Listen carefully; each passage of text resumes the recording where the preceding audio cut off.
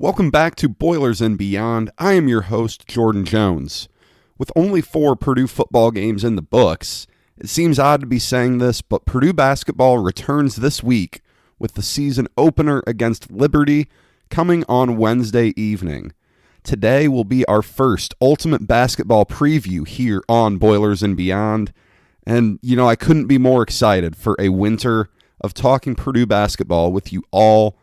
The Boilers come into this season off of a disappointing year last season, 16-15 overall, 9-11 in Big Ten play. The season was just defined by the ups and downs. We saw Purdue win big games over Virginia and Michigan State and a sweep of Iowa.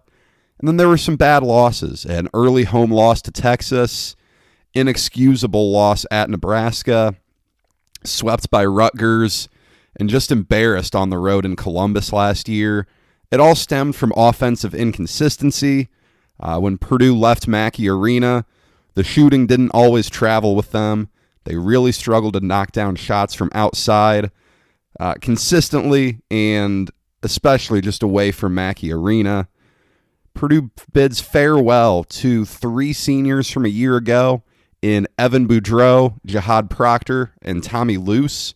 It's the rare class where none of those guys came in to Purdue out of high school with a scholarship. Boudreau, Proctor, graduate transfers in. Luce, a walk-on. And then we also had Matt Harms and Nogel Eastern elect to leave the program back in May. The first ever episode of Boilers and Beyond was about that topic right after it happened. Scroll back and check it out if you missed it. My feelings really haven't changed all that much since then. Harms is a tough loss to deal with. Eastern, I think Purdue's going to survive without. Purdue is getting ready to start in the non-conference schedule, and as I alluded to earlier, the Space Coast Challenge on Wednesday and Thursday of this week opens up with Purdue versus Liberty, 6 p.m. Eastern on Wednesday on the CBS Sports Network. Make sure you check your DirecTV, your Xfinity. Make sure you get CBS Sports Network.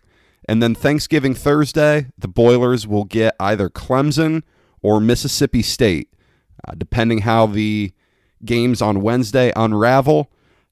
It's a winnable tournament for Purdue. I think all 4 teams come in with some degree of question mark, but also all 4 teams are decent opponents. Liberty coming off a 30-4 season in the Atlantic Sun. Clemson, just a perennial bubble team under Brad Brownell. And Mississippi State doing some good things under Coach Ben Howland. The rest of the non-conference is interesting. You see it has such a local flair with the COVID restrictions. In a video tweet that the Purdue Basketball account tweeted out last week, we saw a bit of a discussion between Elliot Bloom, the director of basketball operations, and Coach Painter looking at scheduling, and it should be no surprise, Purdue's got Oakland from the Detroit area. They've got Valparaiso. They've got Indiana State, and then the Crossroads Classic. All those games are fairly close. Oakland, Valpo, Indiana State, all at Mackey Arena.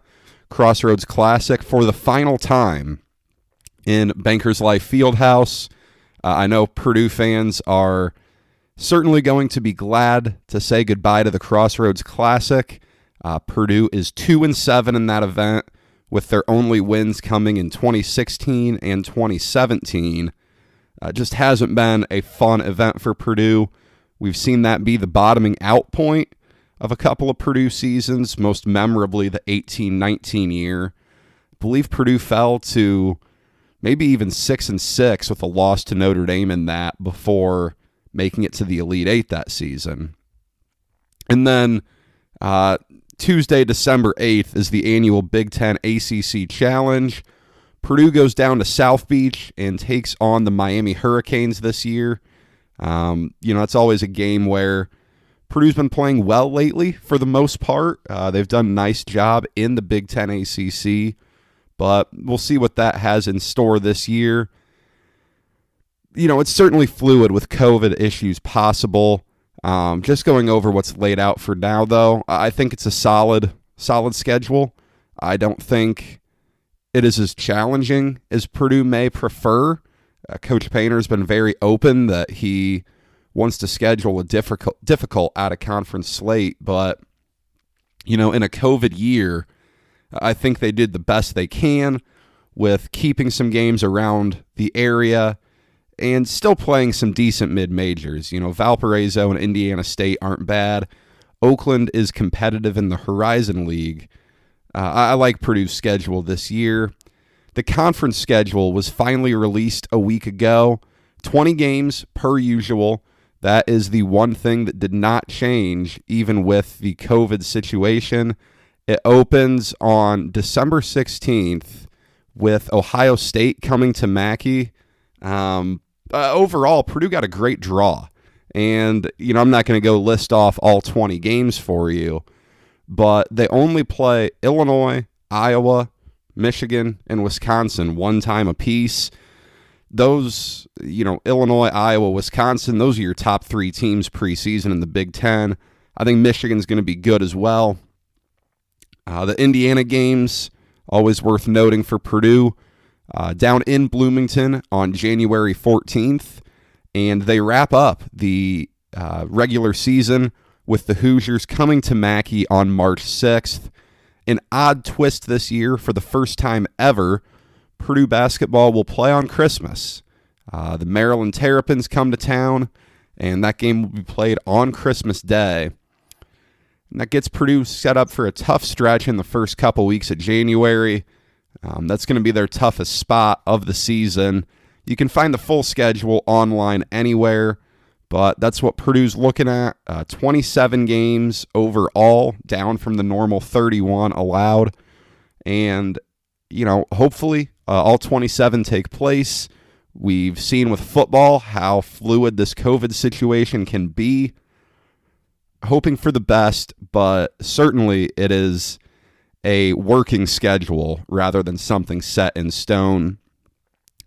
Purdue has dealt with a few preseason unexpected happenings, with first coming out that Ethan Morton was dealing with mono. This past week, he got back into physical activity. I've never had mono myself. The recovery process doesn't sound fun. I know it's a long time of feeling really poorly. But, Morton's going to play a big role this year.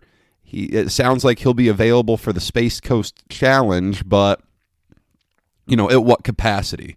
That's going to be the biggest thing.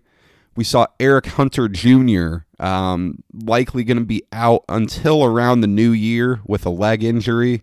Sounded like he banged legs with someone during a scrimmage, a minor issue with the leg.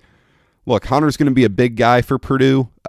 He is Purdue's most proven guard, good multi-level scorer. He was certainly Purdue's best shot creator last year. He had a great jump from his freshman to sophomore season. I think part of that can be attributed to his role as a true freshman coming out of a 1A high school at Tindley Prep. Certainly the step from 1A basketball to the Big Ten is quite noticeable. Purdue will hope to have him back by Christmas time or so. I think that's probably realistic. From what I've heard from Coach Painter, it sounds like it is realistic. Maybe he could even be back a week or two before that. And then finally, the third issue, really an odd one. Redshirt sophomore forward Emmanuel Duwana really hasn't practiced much at all. He's had breathing issues. Purdue obviously hasn't disclosed much here. Pretty significant situation where HIPAA rights are very important to monitor, but this is tough break for Duwana. He never looked comfortable last year, even when he got his minutes in non-competitive games where Purdue was obviously going to win. That raw ability he came in with is certainly a double-edged sword.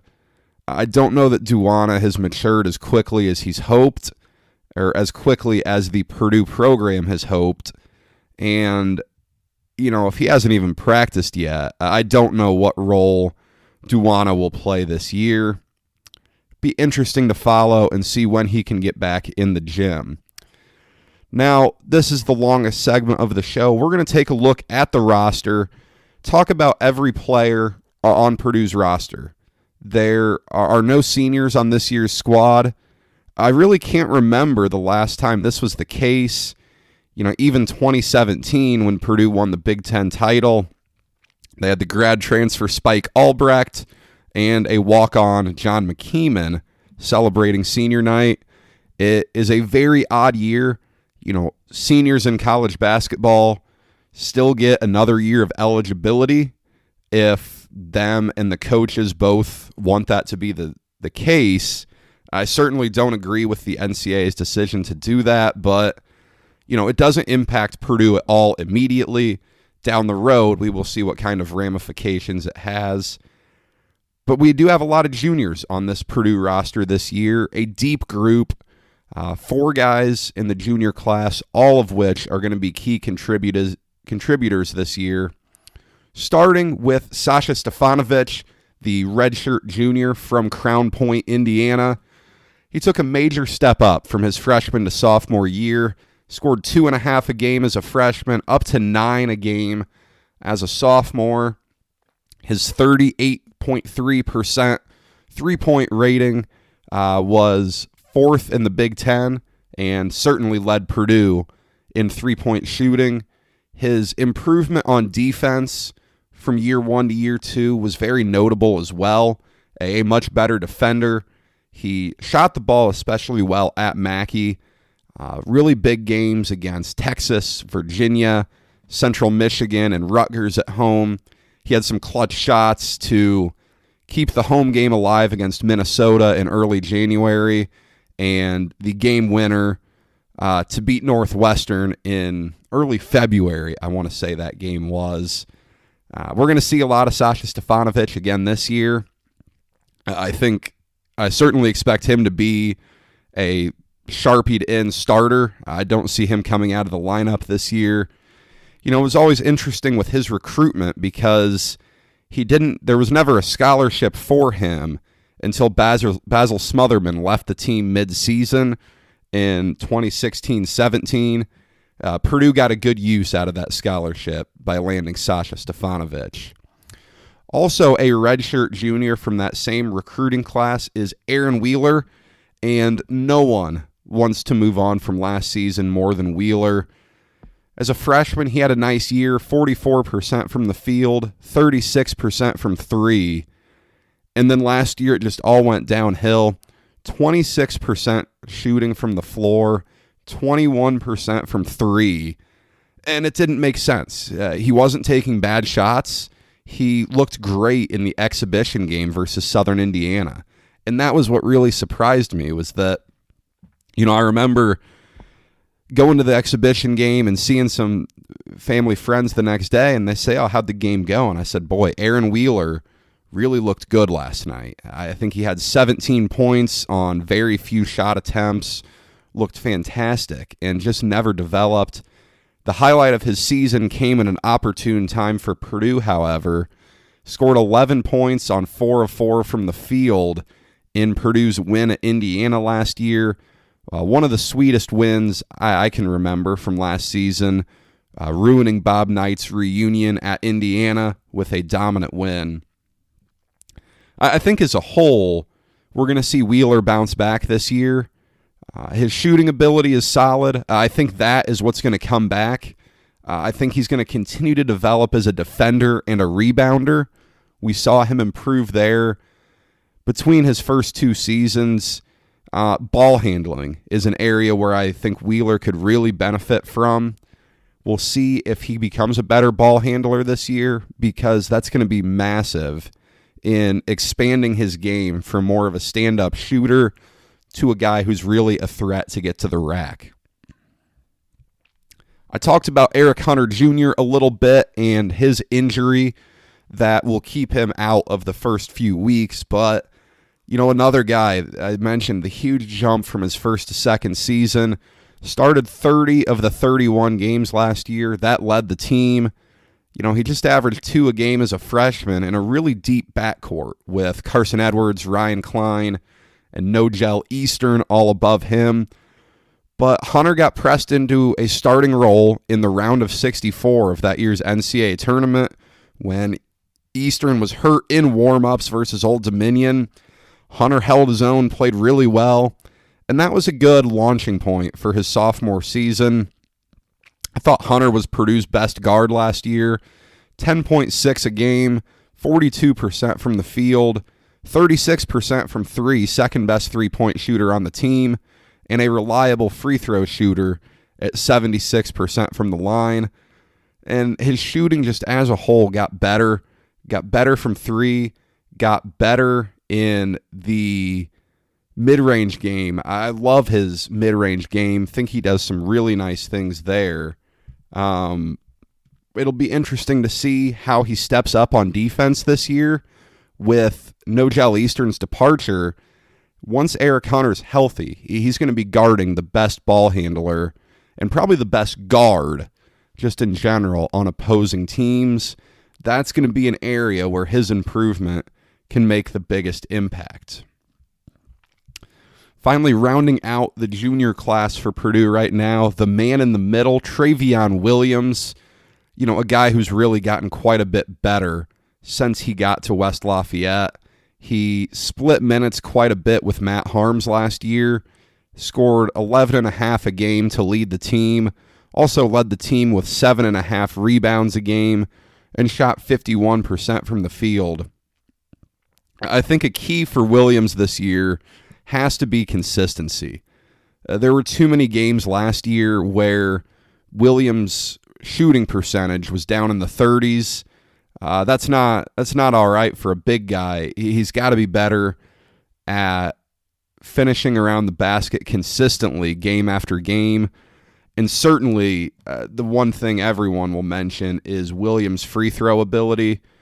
I have heard good things about his foul shooting in the scrimmages thus far, but he has to improve. 48% last year at the foul line. That's not good enough for a big guy in the Big Ten. He's going to get fouled quite a bit. He struggled with foul issues on the defensive end, and, with Matt Harms not being there as that safety blanket of a second center, hopefully Williams limits the foul trouble a little bit. I do think Edey will be a capable option. We will talk more once we get to the freshmen, but Williams needs to be able to play 25 to 30 minutes a game and do it pretty well. His conditioning is improved greatly from when he got to campus. Major hats off to Williams for his commitment there. He's really transformed himself and is a much better athlete than he was when he got to Purdue. In the sophomore class, a couple of names here. I mentioned Emmanuel Duwana. Again, very little experience. He was injured during his redshirt season, which was tough, but only saw minutes in garbage time last year. 31 total minutes spread across 9 games. 10 total points, 6 of 13 from the field, but he just didn't look comfortable. He averaged a foul every 3 minutes. Per 40 minutes, he would have averaged 12.9 fouls. That's not good. You can't do that and play in the Big Ten. With these breathing issues, I don't know that I expect to see him this year. And I do think, Zach Edey seems to be ready to play. Purdue has 2 big guys coming in next year's class, Trey Kaufman-Len and Caleb First. First probably projects more at the 5, Kaufman-Len likely at the 3 or 4. This is leading to a real crossroads in Duwana's career. Certainly hoping the best for him, but I don't know what to really expect there. And then Isaiah Thompson, a true sophomore. I really thought he had a good freshman campaign. 5.6 points a game, 36% from deep. he played well. He played very poised, and that's why he got the opportunity to play as a true freshman, and Brandon Newman and Mason Gillis didn't. He was the most Big Ten ready, scored 5.6 a game, 36% from beyond the three-point line. Season high of 17 points came in the blowout win versus Chicago State. Really made his name known in the overtime loss at Michigan, where he played 39 minutes, sparked a comeback in the second half in that one, just shot the ball really well. And he holds his own on defense well. Certainly Thompson is not the biggest guard, standing about 6'1", and not all that built, but he's going to improve there this year. With Hunter being out, Thompson really gets pushed into a likely starting role. He's going to make good decisions for this team. He passes the ball pretty well, and he's able to knock down three-point shots. I think his mid-range game is going to continue to develop. We saw it a little bit last year. I don't know that I ever see him being great at getting to the rack and finishing around the basket at his height, but he can do a lot of good things for Purdue still. I like what Purdue got in their second Thompson brother. And then the freshmen. 5 big names in this group, all of which are important. First off, coming off a redshirt is Brandon Newman. I think people were surprised to see Newman redshirt as a freshman. He was second in 2019 Indiana Mr. Basketball voting behind Trace Jackson Davis, now down in Bloomington. But Newman had a great prep career at Valpo. Purdue hopes that pipeline works as well as it did with Robbie Hummel. Certainly different players, same high school is about all they have in common, but strong shooter, nearly 40% from three in his senior year of high school. He is an athletic guy, made a lot of big-time plays in a high school conference up in the Duneland, a very strong high school basketball conference. I think he projects as someone this year who is going to shoot a lot of threes, and I think he's going to play with a high motor. That defensive ability for him will be key in separating him from other guards. This is still Purdue basketball. You have to play defense to be successful at Purdue. I think his ceiling is really high. I'm excited to see what Brandon Newman brings to the table this year. And then his fellow redshirt teammate, Mason Gillis. It's going to be interesting because this is the first live action Gillis will have seen in a long time. Played for one of the best programs in state history at Newcastle, the largest high school gym in the world at the Fieldhouse. But he missed his senior year due to knee surgery and redshirted last year. Did find out a little bit of respiratory issues for him over the summer, but he's all cleared up now. And, 6'7" forward, I think he's going to see action mostly at the 4. Him and Aaron Wheeler will probably make up all 40 minutes at the 4. Good rebounder, very physical player, and he's going to be able to spread the floor well. He can shoot the ball fairly well, and I think by missing so much time, those pure skills like shooting, like ball handling, will have improved quite a bit. If Wheeler were to get off to a slow start and struggle early on, I think Gillis is more than ready to go assume some of those minutes, even if he hasn't played a ton of basketball in the last few years. Then getting into the true freshmen, Jaden Ivey, 6'3" guard from Mishawaka, was a huge get for Coach Painter. His mom, Niele Ivey, is the women's basketball coach at Notre Dame. Look, he comes from a basketball family. I believe Niele Ivey was on a national championship team at Notre Dame as well. He's going to be very coachable for this team. He's a pure scorer. Gets to the basket really well. He can shoot it from deep. Good mid-range game. Very athletic. If you look him up on YouTube, you'll see plenty of videos of him throwing down some big-time dunks. Defense will be an adjustment.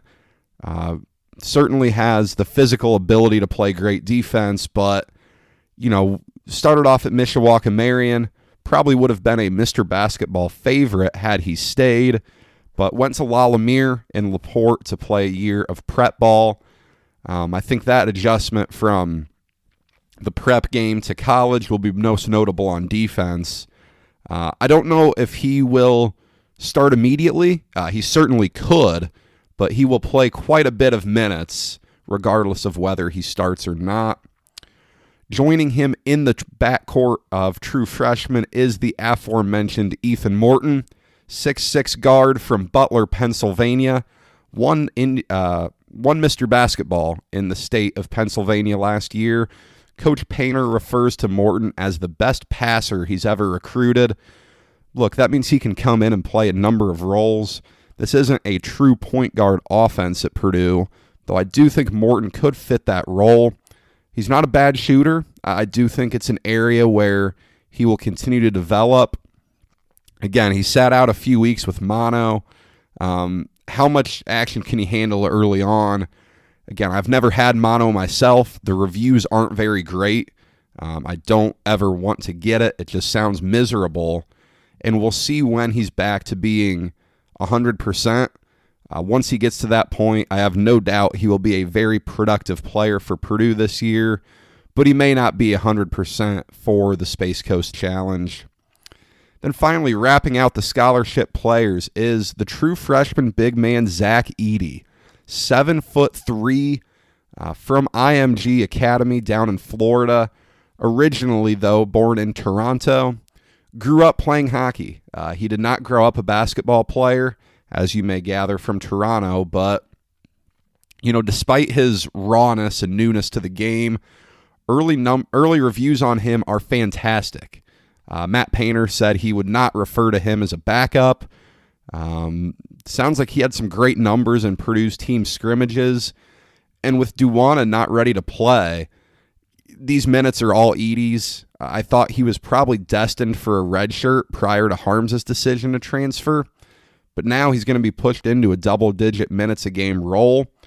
And I think if you want to look at Purdue basketball and see where Edey's role can fit in, you may look at Matt Harms' role from the 2017-18 season, and hopefully Edey can kind of align with what Matt Harms did in that year where Purdue was very good and one win away from a Big Ten title.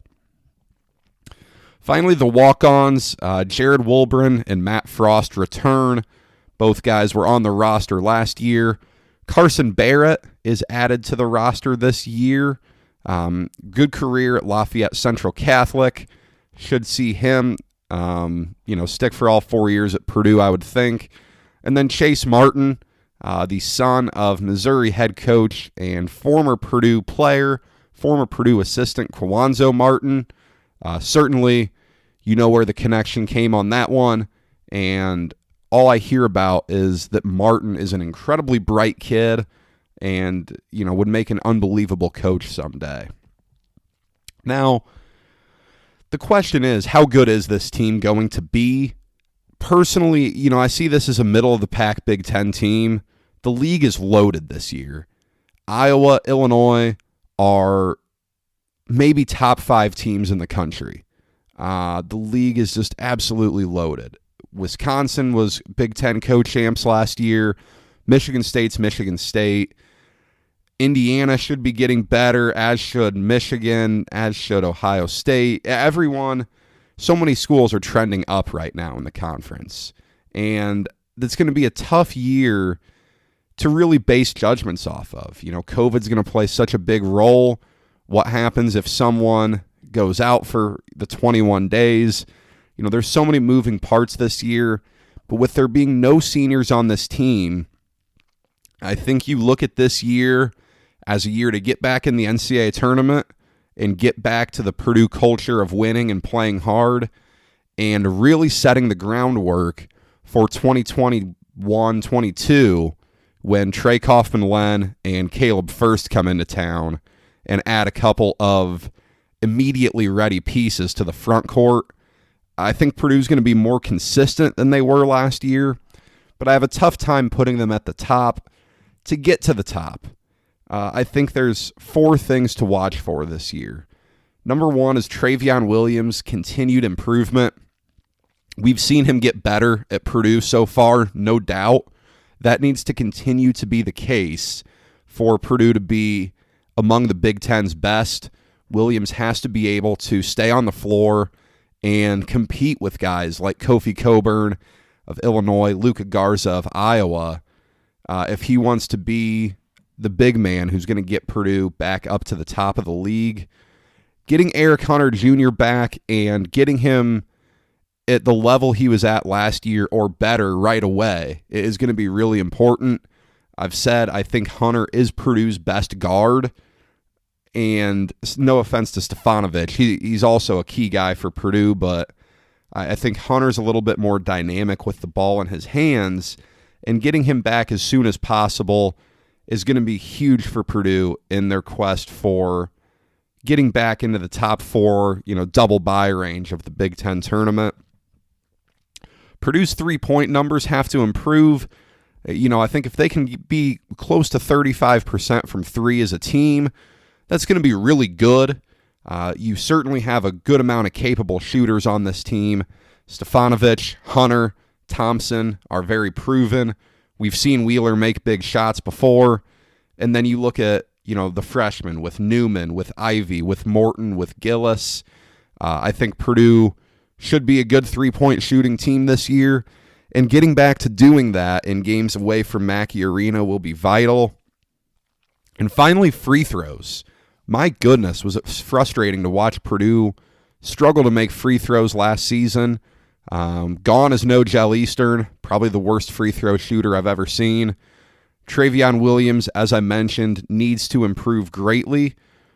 Past that, Stefanovic was good. Hunter was good. Wheeler is good at the free throw line.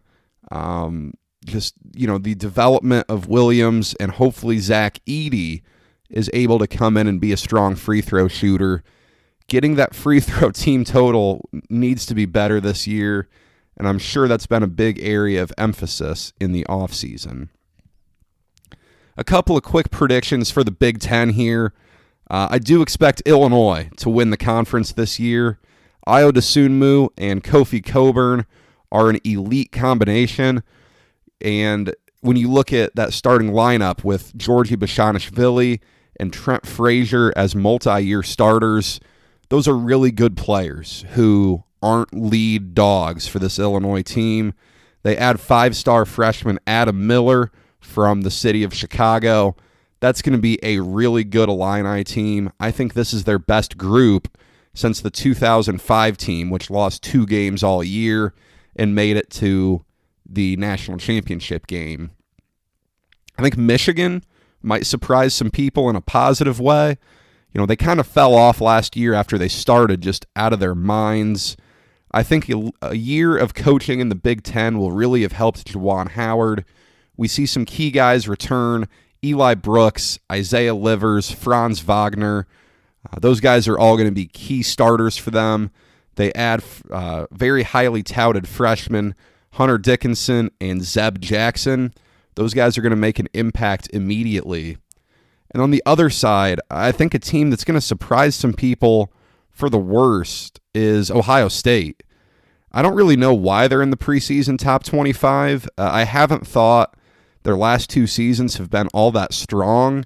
Certainly their first year under Holtman was great with Keita Bates-Diop coming in, and I think he was Big Ten Player of the Year that year. Graduate transfer Seth Towns from Harvard is going to help the Buckeyes quite a bit, but this team just really doesn't excite me all that much. I don't know that they have enough proven playmakers for me to think they're going to live up to the top 25 expectations. I don't like the all-conference team preseason necessarily. The Big Ten released 10 players on a part of the team. I don't like that.